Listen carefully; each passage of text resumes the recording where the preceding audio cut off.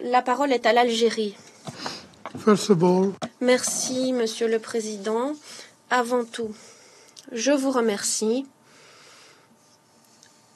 d'avoir répondu très rapidement et d'avoir convoqué cette réunion d'urgence qui illustre la gravité de la situation dont nous sommes les témoins. Je remercie la secrétaire générale adjointe Di Carlo et le directeur général Grossi pour leurs exposés édifiants.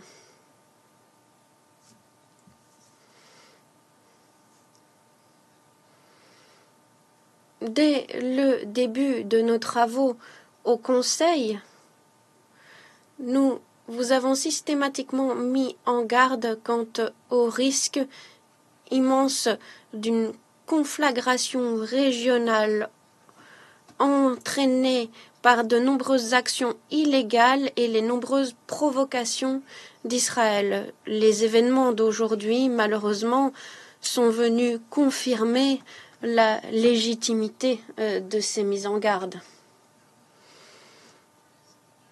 Nous sommes maintenant confrontés à des actions délibérées d'agression.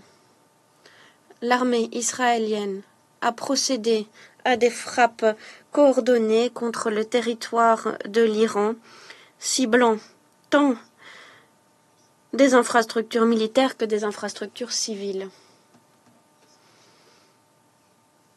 Ces actions sont non seulement non provoquées et injustifiables, elles constituent également une violation odieuse du droit international, une violation de la Charte des Nations Unies. Comme l'indique très clairement l'article 2, paragraphe 4 de la Charte,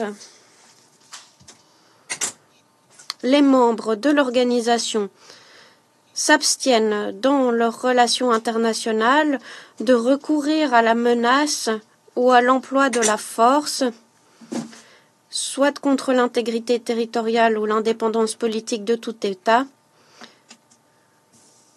soit de toute autre manière incompatible avec les buts des Nations Unies.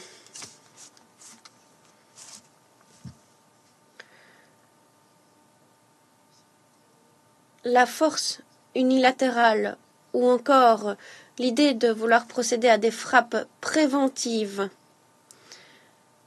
sans aucun mandat légal ne saurait être toléré ou accepté au sein de ce Conseil.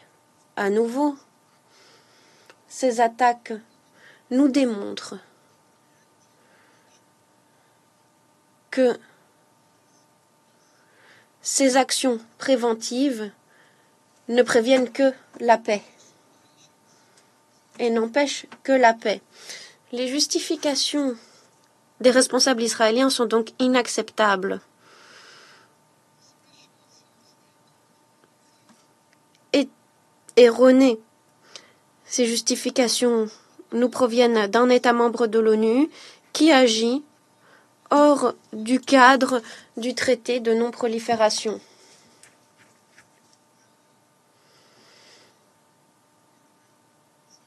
Et proviennent d'un État qui n'est pas totalement sujet aux mesures de garantie de l'AIEA et qui n'a eu de cesse de rejeter les négociations liées à l'établissement d'une zone exempte d'armes nucléaires et autres armes de destruction massive au Moyen-Orient.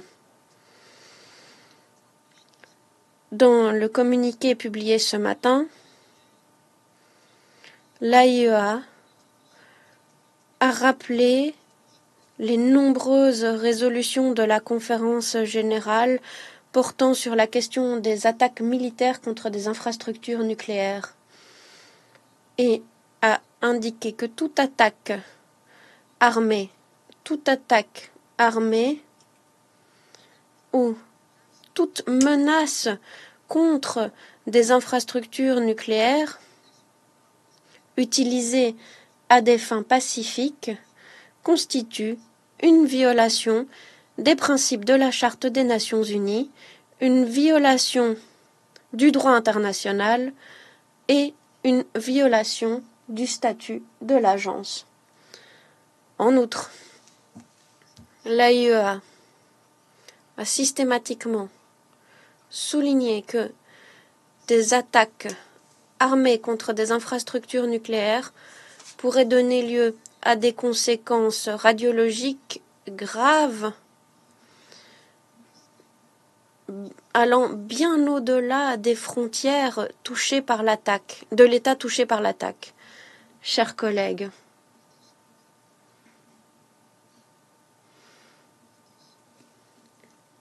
n'oublions pas non plus le contexte. Ces attaques ont eu lieu justement alors que les États-Unis et l'Iran, sous la houlette de l'État d'Oman, procédaient à des négociations directes au sujet du programme nucléaire iranien. Une 6e salve de négociations devait avoir lieu ce week-end à Moscou.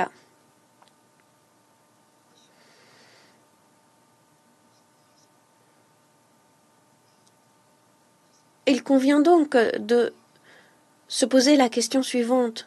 Pourquoi de telles attaques maintenant, Madame la Présidente?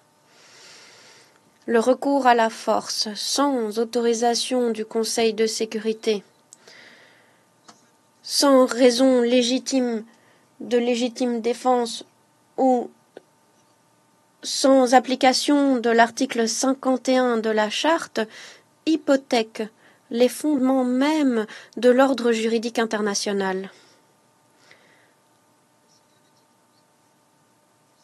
Ordre juridique international que notre Conseil a été créé pour défendre. C'est un acte dénué de toute justification juridique, mais qui ne surprend personne pour autant dans notre salle.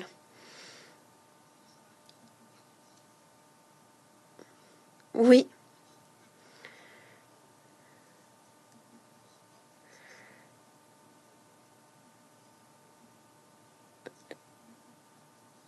Les actions israéliennes nous donnent l'impression que le droit international n'existe pas ou que ce droit ne s'applique pas à ce pays.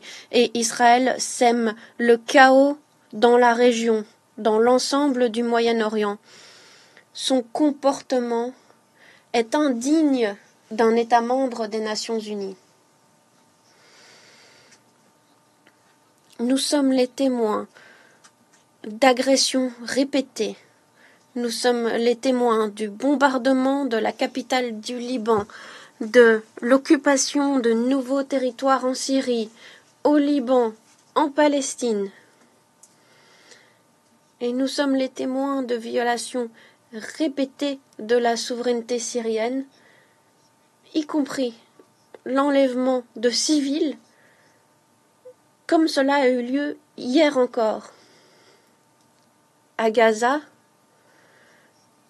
Israël a recours à la famine comme méthode de guerre, en violation flagrante du droit humanitaire international.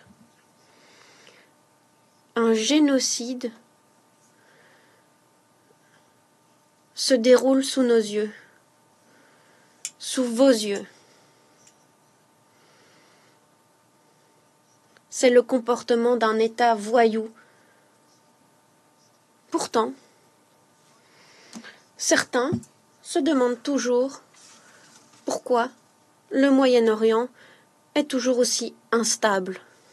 Madame la Présidente, la communauté internationale ne peut pas autoriser un précédent de la sorte, un précédent où Israël agirait en tant que juge et partie et procéderait à des attaques unilatérales en violation des normes du droit international.